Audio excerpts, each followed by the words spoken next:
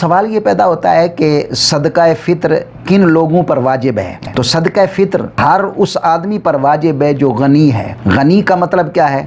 یعنی جس کے پاس 52.5 تولے چاندی یا اس کی قیمت اپنے حوائج اصلیہ سے فارغ ہو، خواہ اس پر سال گزرا ہو یا نہ گزرا ہو، تو ایسے آدمی کو اپنی طرف سے صدقہ فطر دینا اور اپنی اس اولاد کی طرف سے صدقہ فطر دینا واجب ہوتا ہے کہ جو بالغ نہیں ہے۔ باقی جو اولاد بالغ ہے اگر وہ خود غنی ہے تو ان پر صدقہ فطر واجب ہے، اگر وہ غنی نہیں ہے تو ان پر صدقہ فطر واجب نہیں ہے۔ اب مثلا ایک بندہ ہے وہ زکوٰۃ دینے کا اہل نہیں ہے لیکن صدقہ فطر اور قربانی کا اہل ہے۔ اس کی صورت یہ ہے کہ ایک آدمی کے پاس حوائج اصلیہ کے علاوہ 52.5 تولے چاندی یا اس کی قیمت اس طرح نہیں ہے کہ اس پر سال گزرا ہو، بلکہ اس کے پاس اپنے حوائج اصلیہ کے علاوہ ایک گائے ہے یا بھینس ہے دودھ پینے کے لیے جس کی قیمت 52.5 تولے چاندی یا اس سے زیادہ ہے۔